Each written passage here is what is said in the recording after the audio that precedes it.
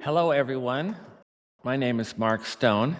My presentation today is entitled Reading Poems on the Radio. Okay, so what do I do? In the city where I live, there is a radio station that every Saturday morning has a call-in show from 6 a.m. to 8 a.m. And so every Saturday morning, I call the radio show and I read 2 poems that I've written myself. I started in July of 2023, so I've been doing it for about 26 months. For the first year, I didn't do it every week, kind of sporadic. But then after a year into it, I thought, I really need to get disciplined. So now, for the last year or 14 months, I call every Saturday because I kind of treat it like a part-time job.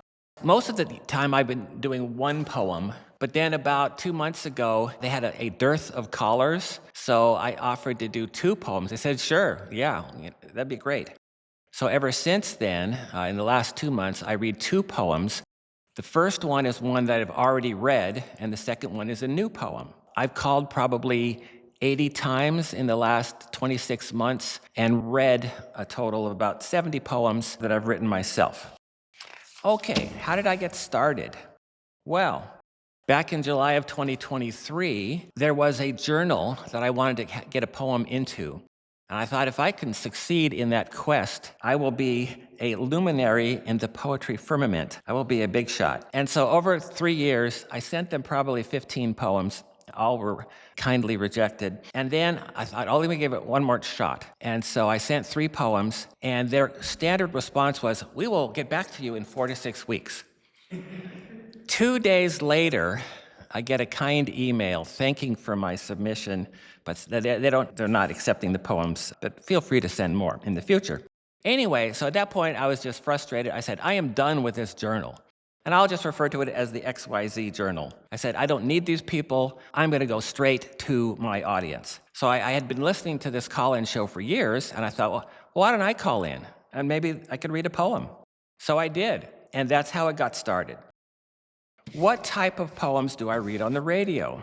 All right, so I choose to read basically light verse or occasionally some fairly light political poems. And I think those go best because you're reading for a broad audience. You want to entertain them and boost their morale early on a Saturday morning. So I don't read any poems about cleaning the gunk out of my soul. No, I save those for a poetry conference. I try to read different from what the other folks do. So for example, most of the callers talk political issues during this 2-hour period. So I mostly stay away from politics just to have a change of pace, just to make me different from the rest.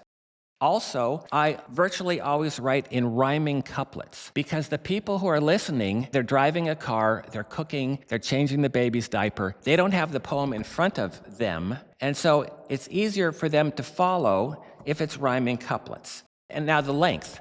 I go for about 1.5 to 2 minutes. My wife says all my poems are too long. And I say, well, I can't shorten it because when you call the radio station, your purpose in their mind is to provide content, hopefully entertaining content.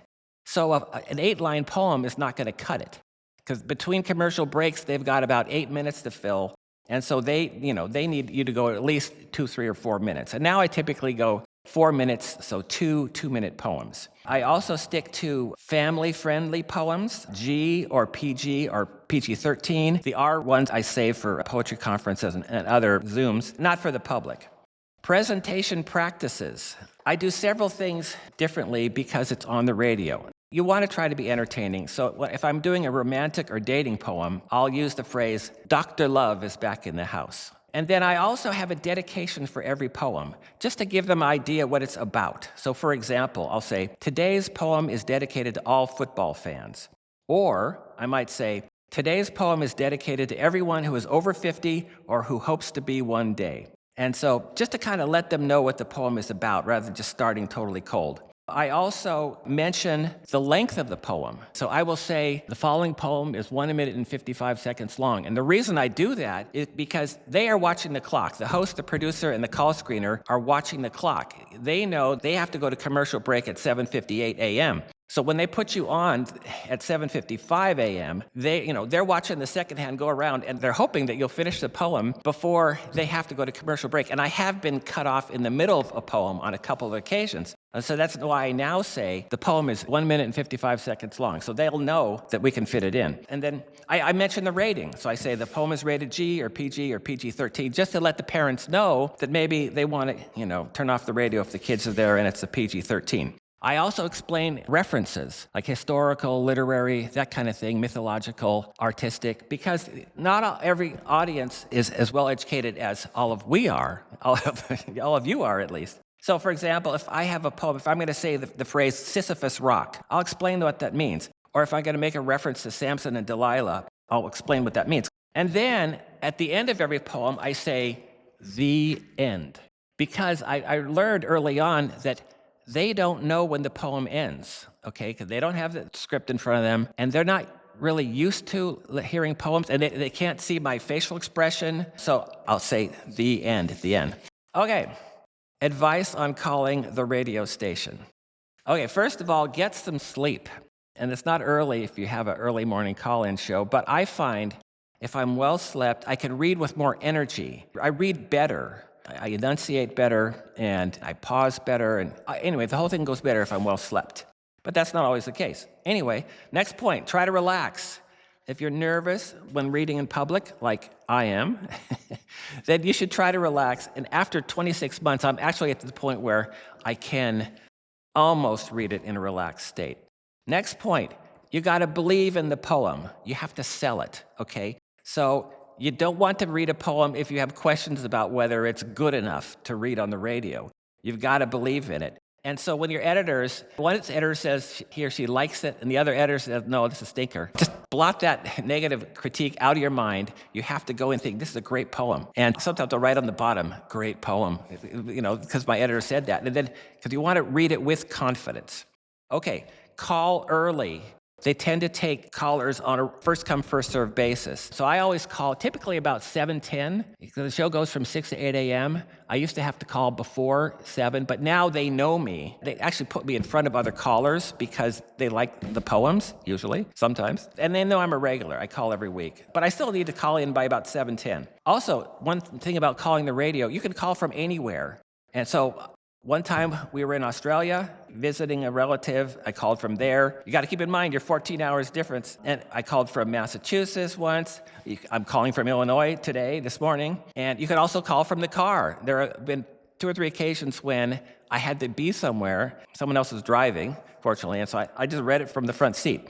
And then finally, you want a quiet environment. So I turn off all the noise in the house. I'll turn off the furnace. I'll try to keep the dog from barking. So I'll have a pile of dog biscuits. So if the dog comes up and starts whining at me, and I'm about to read, I'll throw a biscuit on the floor at the other side of the house. And then she'll run over there and chew on the biscuit instead of whining at me. There's one time, horrendous, I was in the dining room and it faces the street. The neighbor dogs were out there, so my dog was going crazy loud. So I actually had to pick up my poem and walk to the back of the house while reading the poem, just to get away from the crazily barking dog. I've even put the dog in the kennel on a couple of occasions on Friday night, just so I can be sure I have a quiet house in the morning. Okay, who is the audience? Well, in the immediate audience is just the radio host, the call screener, and the producer.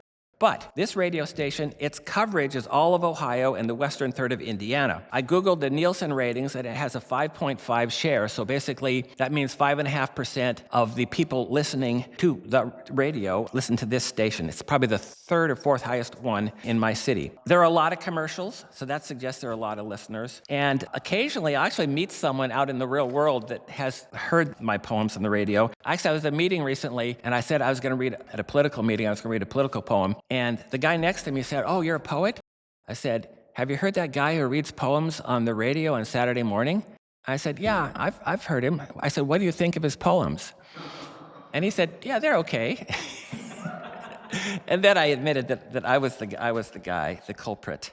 Okay, so poem preparation. Basically, I committed 2 months ago to write a new poem every week. So I read one repeat poem and then one new one. My process, I basically start on Wednesday, I write it all out. Thursday, I'll email it to my editor, my primary editor. She'll give me comments. Then I'll take it on Friday morning to my writing group. Those people will give me comments. Then I send it back to my primary editor to look at it again. Then Friday evening, I show it to my wife. She says, make it shorter. I said, I can't. I got to fill up time. I've even had to make edits. I'd be Saturday morning, I'm on hold, and my sister, my primary editor, she'll send me a text and say, why don't you change line 3 to this and this? So I'll actually make a change while I'm on hold on the radio. Okay. Does reading a poem on the radio make it a previously published poem, quote unquote? Normally, you'd think the answer is no. But iHeart Radio publishes the full transcript of this radio show on its website. And it's an AI-produced transcript. If you look it up, it doesn't identify me. I'm just caller 7 or caller 3 or whatever. And the transcript is not really that good because it's an AI thing and it's a little bit garbled. So my answer is no, it's not a previously published poem because it's an inaccurate transcript. My last name is never used. The poem is not in the final form, because usually I finish it the night before or the morning of. It's not the final version. I almost always, make changes after I read it on the radio. Also, most listeners don't know about this website unless they watch this podcast. And most audiences for poetry don't listen to the radio program at 7 a.m. on a Saturday. However, I've asked 3 editors whether they consider this situation a previously published poem. 2 editors, and these are all journals you've heard of, have said, no, we don't, because it's not curated. It has to be curated, selected by someone for quality. No, when I call in, I'll just, they don't screen my poems, they just put me on the air. But then one editor said, if he or she can Google the title and it shows up on the iHeart Radio website, then he or she considers it to be a previously published poem. Well, anyway, okay, coming to a close, what is ahead for me? I plan to keep doing it. I did have a couple listeners call in and say, hey, I'd really like to buy a book of all the poems that Mark has read, so I should put them in a book. And then I want to branch out to other radio stations. I did on one occasion call an FM station and read a poem there. I've got some sports poems, some good baseball and football poems, and so I could call a sports radio show. And lastly, opportunities for you. If you want to do this in your town, just listen to your radio stations, find one that has a call-in program, and just call them and see if they're interested in hearing your poems. And whatever you do, please don't call my radio station.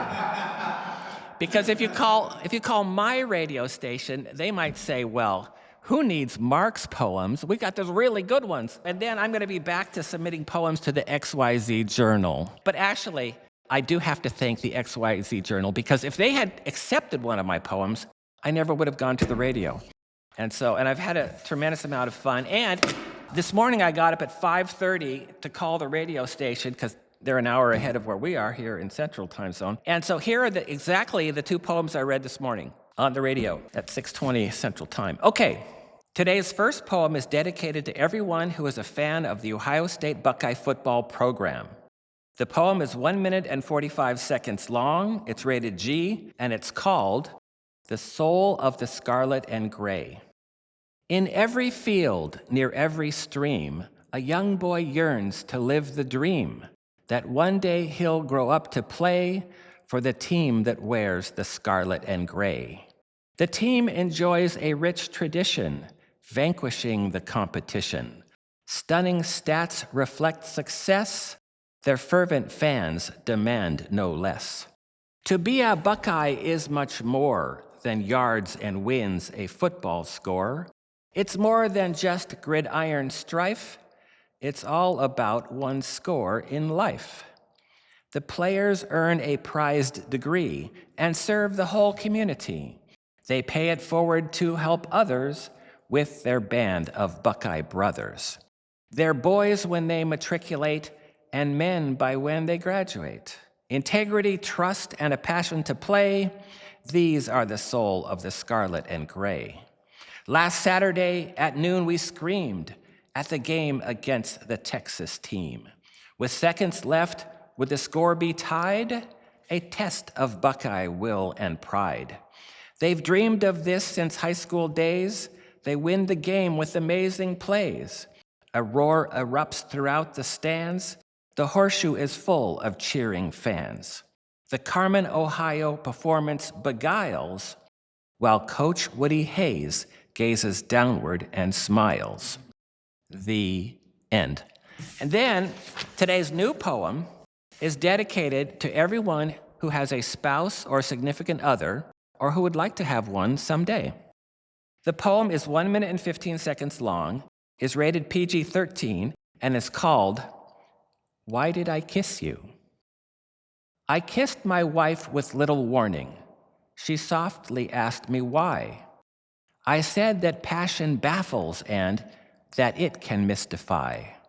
The reasons why I kiss you are like petals on a rose. There are so many that it's hard to pin it down. Who knows? It's not because I love you, though I am your loving man. It's not because I like you, though you know I am a fan. It's not because I had to work and it was time to go. It's not because we stood beneath a Christmas mistletoe. It's not because I like to tease, to hint at something more. It's not because I like to please, though that has worked before. I have for nearly 20 years been your adoring gent, and gradually you've given me your generalized consent. So when I kiss you, there's no scheme, no calculus or plan. I feel the urge, and so I do it just because I can. The end.